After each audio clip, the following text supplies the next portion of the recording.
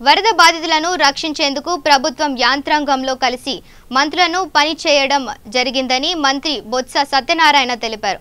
వరద తీవ్రతను అడ్డుకట్ట వేసేందుకు ప్రభుత్వం పట్టుదలతో పని చేయడం జరిగిందని చెప్పారు. వరద బాధితులందరినీ ప్రభుత్వం ఆదుకుంటుందని హామీ ఇచ్చారు. వరదల నష్ట నివారణ చర్యల్లో ప్రభుత్వం విఫలమైందని టీడీపీ నాయకులు తప్పుడు ప్రచారం చేస్తున్నారని విమర్శించారు. ప్రభుత్వం పట్టించుకోకపోతే నష్ట తీవ్రత అధికంగా ఉండేది అన్నారు. వరదలు వచ్చిన వారం రోజుల తర్వాత ప్రతిపక్ష నేత చంద్రబాబుకు ప్రజలు గుర్తుకు వచ్చారా అని బొత్స ప్రశ్నించారు. చంద్రబాబు ఇల్లు మునిగిపోతే మంత్రులు ఆ ప్రాంతంలో వెంటనే పర్యటించారనే ఉక్రోషంతో టీడీపీ నేతలు విమర్శలకు దిగుతున్నారన్నారు. దేవినేని ఉమా ఏమాత్రం అవగాహన లేకుండా మాట్లాడడం బాధాకరమన్నారు. గోదావరి నదికి వరద వచ్చి వారం రోజులుగా రాష్ట్రంలో వరద కృష్ణా గోదావరి నదిలో వరద వచ్చిన విషయం అందరికీ తెలిసిందే.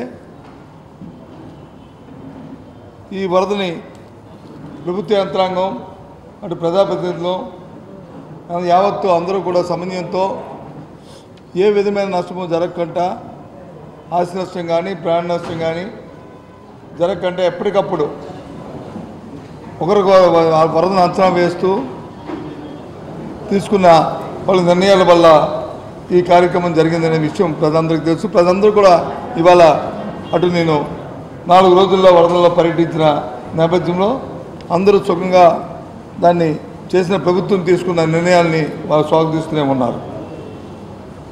ఏదైతే రిలీఫ్ క్యాంపుల్లో పెట్టామో 15,000 మందిని, ఆ రిలీఫ్ క్యాంపుల్లో ఉన్న ప్రజలకు కూడా అన్ని సౌకర్యాలు